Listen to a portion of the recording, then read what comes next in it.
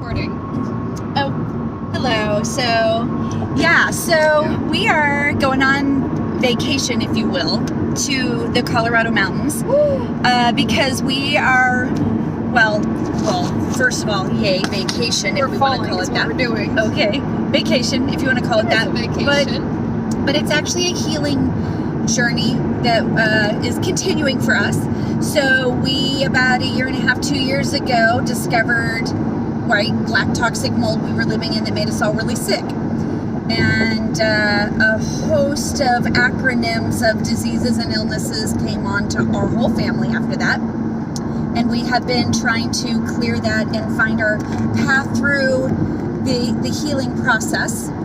And so about a year and a half ago, Piper just started getting MCAS problems from it. We didn't know that's what it was at first until we discovered, oh wow, this kiddo's going into anaphylaxis every time she walks outside or looks at food. And so she went down to probably, 5 to 8 safe foods, would you say? At one point, it was pretty. 8 to 12, maybe. 8 to closer 12. to 8. Yeah. Something like that. That's all she could tolerate, and it was pretty bad.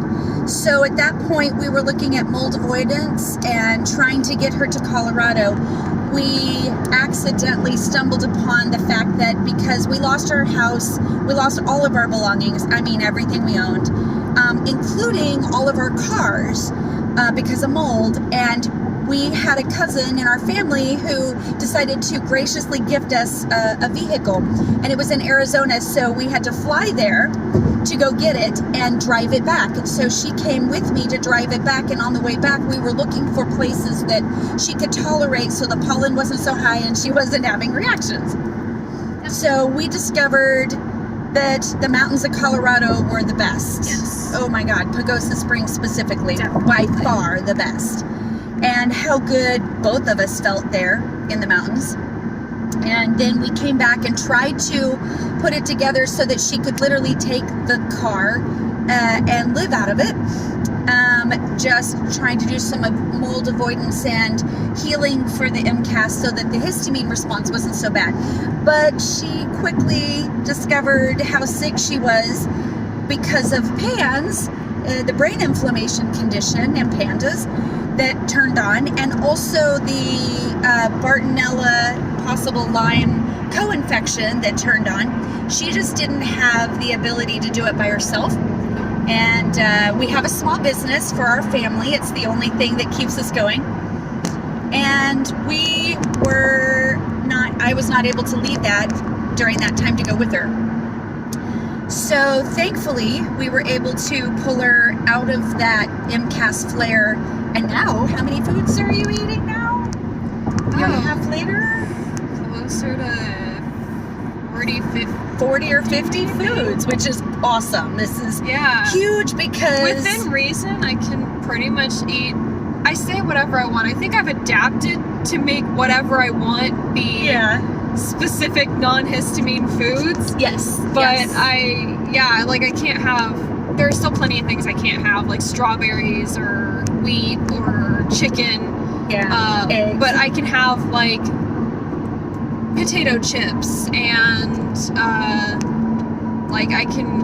rice dinner, stuff like that. Yeah. So it's been a journey, and we're very grateful that we've been working with a functional medicine doctor who specifically focuses on PANS, brain inflammation, PANDAS, as well as mold, Lyme, Bartonella. She's very good, thankfully. It's been a slow process because every time we tried to detox this kiddo's gut,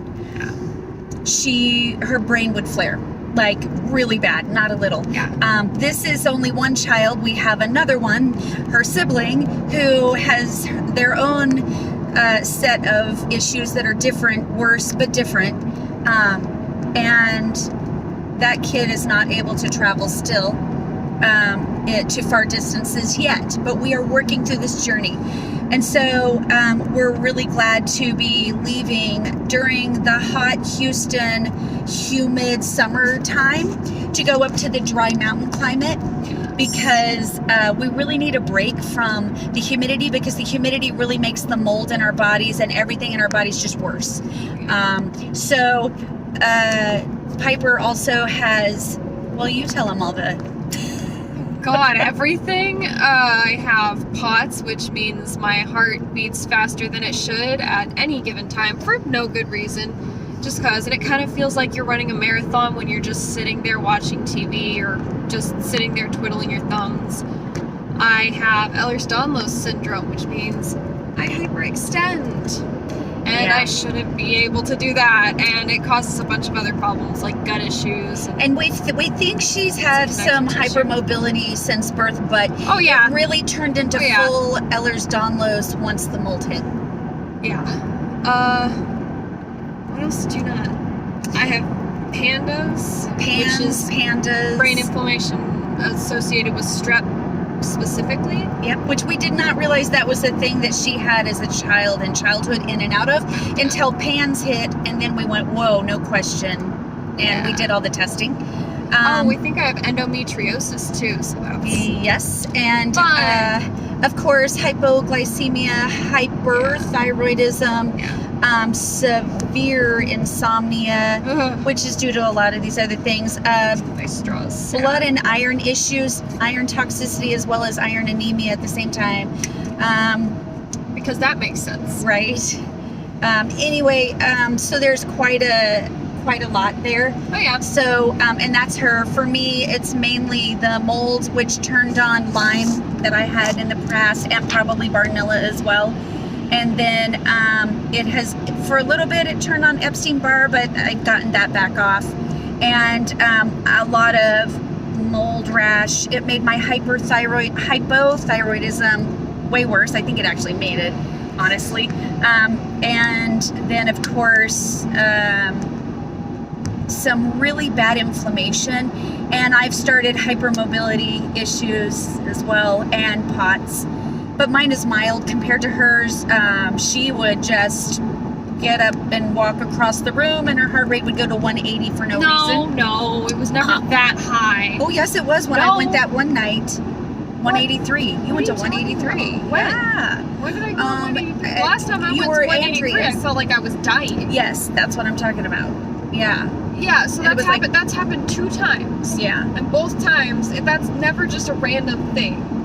It doesn't happen often randomly. Yeah. No, when I get up and like walk across the room, my heart rate gets to like 120, 130s, which is not normal, but it's not 180s. 180s is like I'm sitting there and like it feels like a panic attack and I feel like I'm dying. That's a different thing, and that's only happened twice. But, which is scary enough. Yeah, but when I stand up and I'll walk around or I'll talk or I'll, I don't know, make a sandwich, go do something completely normal, my heart rate will be like 125, 136, 142, just stuff like that, and it shouldn't be.